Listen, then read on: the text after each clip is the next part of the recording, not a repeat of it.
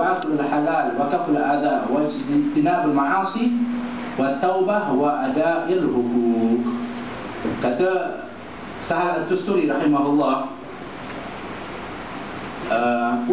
usuluna sabatu asya, asalnya ataupun asas kepada kami ini ada 7. Asas kita ini kena ada 7. Iaitu yang pertama, at-tamassuk bi kitabillah, berpegang teguh kepada kitab Allah Al-Quran, wal iktida bi Rasulillah, dan mengikuti kepada baginda Rasulullah sallallahu alaihi wasallam, wa aklul halal. Yang ketiga, mesti makan yang halal. Nanti kita akan pergi kepada imam yang kedua nanti setelah ini, iaitu Imam Al-Muhasibi. Imam Al-Muhasibi ni dia ada sensor. Kalau dia pergi nak makan benda yang haram, dia punya saraf dia punya tu dia goyang. Dia boleh detect. Sebab apa? Dah biasa makan yang halal. Yang kita makan ajalah.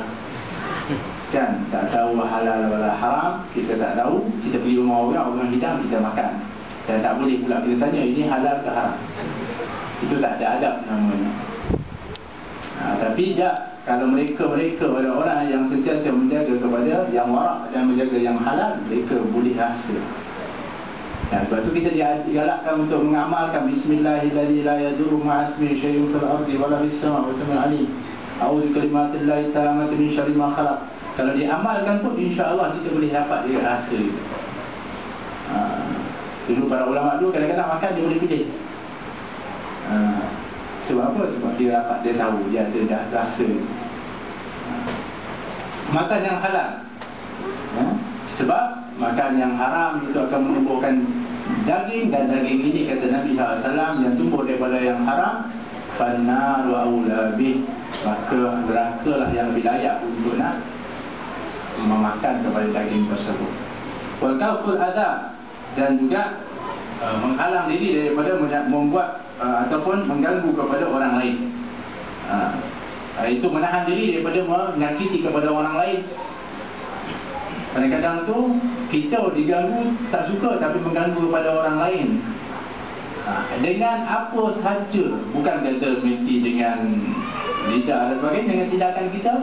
Sehingga dalam Islam diajarkan adab, bagaimana adab berjiran. Nak bina rumah pun ada hak-hak jiran yang mesti dikedepankan. Kalau nak meninggikan bangunan pun nak kena tengok juga mataharinya. Allah, ini dimasukkan dalam syariat. Nak tinggikan bangunan, nanti matahari menutupi mengenai kepada rumah ataupun menghalang daripada masuknya angin dan sebagainya, itu pun akan menyebabkan disebutkan adalah menyakiti kepada jiran. Dan aku ini sentiasa diulang-ulangkan untuk nak dipesankan oleh Jibril tentang hak-hak jiran, sehingga aku menyangka bahawa jiran ini akan mewarisi daripada harta kalau sekiranya mati. Maknanya nak cerita kata hak jiran itu cukup besar. Jadi perlu dijaga. Begitu juga dengan orang yang lain. Washinabul ma'asi, dan menjauhi kepada maksiat, bukan tak buat, menjauhi. Seperti zina, wala taqrabu zina, jangan mendekati zina. Washinabul ma'asi, menjauhi maksiat, bukan kata buat, menjauhi. Sebab itu menjauhi di antaranya bagaimana, iaitu kita ini kalau ada keinginan cepat-cepat untuk kita istighfar, kemudian buat benda yang baik. Sebab itu disebutkan kalau orang itu ada niat atau keinginan untuk buat yang tak baik, maka cepat-cepat beramal. Itu cara dia. Lawan dia begitu. Maknanya kalau ada keinginan untuk nak tengok benda tak baik, buka Al-Quran baca. Maknanya dia adalah orang-orang yang menjauhi kepada maksiat. Itu dia kena lawan, dia kena buat sesuatu. Sebab sifat manusia kalau tak diisi, maka dia akan diisi dengan benda yang bukan-bukan. Lidah kalau tidak dibasahi dengan zikir kepada Allah, maka dia akan dibasahi juga dengan perkataan-perkataan yang tidak baik atau perkataan-perkataan yang lawang. Dia begitu. Mata kalau tak tengok benda yang baik, maka dia akan pergi tengok kepada yang tak baik. Kalau sikit sebab tu dikatakan tidur pun ada, ibadah juga. Kalau dah sampai buka mata tengok masih aja, dia tidur. Kalau tak pergi tempat yang baik, majlis ilmu dan sebagainya, pasti dia akan pergi duduk tempat yang tak baik. Dia begitu. Sebab manusia ini dia mesti ada tempat dan juga mesti ada pengisian. Kalau tak ada qasidah nasyid yang mesti dia dengar hiburan yang lain. Tapi hari ni dia lagi bagus. Dua-dua sama naik. Nasyid pun dengar, lagu ni pun dengar juga. Kan?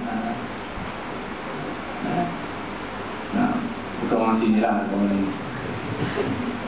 Wattaubah, dan juga bertaubat. Jadi asas kita ni mesti juga yang seterusnya bertaubat, sentiasa bertaubat. Lepas tu di antara pendapat kepada Sahal At-Tusturi yang ditolak, menjadi fitnah, dia kata semua kita mesti bertaubat, sama ada kita ini adalah orang yang maksiat atau orang yang taat. Kata mana boleh orang yang maksiat dia bertaubat atau taat? Bertaubat. Dia kata orang yang maksiat itu bertaubat kerana maksiatnya, dan orang yang taat itu bertaubat kerana ketaatannya. Apa maksud dia? Maksiat je lah dia bertaubat kerana maksiat dia, tapi orang yang taat itu bertaubat kerana ketaatannya. Kerana apa? Kerana dia semakin dia taat kepada Allah Subhanahu Wa Taala, maka dia terasa dia semakin ketika itu tak mampu untuk nak untuk nak membalas segala apa nikmat yang diberikan oleh Allah Subhanahu Wa Taala. Seperti Nabi Daud kan, ketika mana, ya Allah, aku akan buktikan kepada kamu, aku akan menjadi hamba yang syukur kepada kamu. Kata Allah, silakan ibadah kepada Allah, tak berhenti, lama sampai akhirnya macam mengaku kepada Allah, ya Allah, aku surrender ya Allah, sebab setiap aku ibadah, tapi Engkau yang bagi, maka aku tak dapat balas. Aku rasa aku tak mampu untuk nak menzahirkan rasa syukur kepada-Mu. Allah kata, Allah, al-an, sekarang ini kau bersyukur kepada aku, iaitu kau sudah merasakan ketidakmampuan kamu untuk bersyukur. Tapi selagi kita rasa kita sebab itu di antara yang disebutkan wa adaul huquq, dan juga menunaikan hak muslim atas muslim. Itu ada hak muslim kepada muslim yang disebut juga oleh baginda Rasulullah. Yang pertama adalah memberikan salam dan menjawab salam. Kalau orang itu bersin, kita mendoakan kepadanya. Kalau sekiranya dia sakit, kita ziarah kepada dia. Kalau dia minta nasihat, kita nasihatkan. Kalau dia sakit, kita ziarah kepada dia. Kalau meninggal, kita pergi melihat atau salatkan kepada dia dan menghantar kepada jenazahnya. Ini di antara hak muslim kepada muslim yang telah pun disebutkan oleh baginda Rasulullah. Maka ini juga menjadi asas kepada kita sebagai seorang muslim, iaitu muamalah kita dengan Allah dan dengan makhluk. Sebab itu kita sebutkan kita ni dengan Allah, hak-hak Allah itu ada 1/4 saja. Kalau kita tengok dalam fiqh ni, 1/4 saja. 3/4 semuanya berkaitan dengan muamalah di antara makhluk. Tapi mana yang orang kejar sangat hari ni? Orang dengan hak Allah syukur semua, tapi dengan manusia, siapa yang ambil berat? Sebab tu Nabi SAW sebut ketika mana orang tanya, ada seorang perempuan yang mana dianya taat kepada Allah baik, tapi dia menyakiti jirannya. Kata Nabi, dia finnar, dia masuk neraka. Ada seorang perempuan yang baik ibadahnya kepada Allah, dia mengurung kucingnya, tak bagi makan, bahkan untuk mencari keluar makan pun tak boleh, dia tak bagi makan. Kata Nabi, dia finnar, masuk neraka. Tapi tengok bagaimana seorang perempuan pelacur yang daripada Bani Israel, yang mana dia kerjanya bermaksiat kepada Allah, tapi ketika mana dia ambil air berikan kepada anjing yang dalam kehausan, masuk dalam surga. Berkaitan hubungan kita dengan makhluk ini yang kadang-kadang orang tak ambil berat, sehingga yang mereka pentingkan adalah hak Allah. Betul, memang hak Allah itu adalah yang lebih berhak untuk kita dahulukan. Tapi apabila menunaikan kepada hak-hak Allah, tidak meninggalkan kepada hak-hak makhluk. Yang Allah Subhanahu Wa Taala yang perintahkan kepada kita, anishkurli waliwalidayk, syukurlah kepada aku dan syukurlah kepada kedua orang tuaku. Lihat bagaimana Allah kaitkan syukur kepada Allah dan syukur kepada kedua orang tua. Allah kaitkan dalam Al-Quran. Yang tak diterima syukurmu kepada Allah tanpa syukurmu kepada kedua orang tuamu. Ati Allah wa ati Rasul, taat kepada Allah, taat kepada Rasul. Tak diterima taatmu kepada Allah, tak taat kepada Rasul. Dia kaitkan oleh Allah Subhanahu wa taala dengan kaitan-kaitan seperti itu supaya kita tahu hak-hak kita yang mesti kita tunaikan di antara kita dengan makhluk. Irhamu man fil ardi yarhamuka man fis sama'. Rahmat, kasih sayang kamu kepada apa yang siapa yang berada di atas bumi ini, maka yang di langit akan sayang kepada kamu. Syarat. Kalaulah manusia hari ini pegang kepada hak-hak yang mesti ditunaikan sesama manusia, sesama makhluk, pasti ketika itu tidak akan aman. Tapi malangnya bahkan orang Islam sendiri dengan sesama Islam itu pun tak menunaikan hak. Tidak, kita panggil apa? Laksanakan seperti Nabi mengatakan innama bu'istu liutammima karimal akhlaq. Aku ini diutuskan untuk menyempurnakan akhlak. Yang mana bagaimana kamu itu dengan Allah, bagaimana kamu itu dengan makhluk. Itu semua diajarkan oleh Nabi SAW. Bagaimana Nabi kata dengan orang tua, dah kamu hormati, yang muda dah kamu sayangi, kata Nabi SAW. Nabi sendiri dengan anak-anak yang kecil, Nabi lalu beri salam. Assalamualaikum. Nabi tegur, Nabi usap kepalanya, Nabi peluk. Ini Nabi SAW kasih sayang baginda Rasulullah SAW, yang mana Nabi nak ajarkan kepada kita bagaimanakah yang kita sebutkan tadi. Sebab itu kita tengok ada para ulama, mereka mendapatkan kedudukan yang mulia di sisi Allah hanya sebab mereka memuliakan kepada anak-anak yang kecil. Tapi no, kalau di Singapura di antara disebabkan dia punya itu kerana dia baik kepada anak-anak yang kecil, selalu bagi hadiah, selalu dan sebagainya. Maka ada sebab yang kita katakan. Sebab apa? Sebab ini adalah akhlak baginda Rasulullah SAW.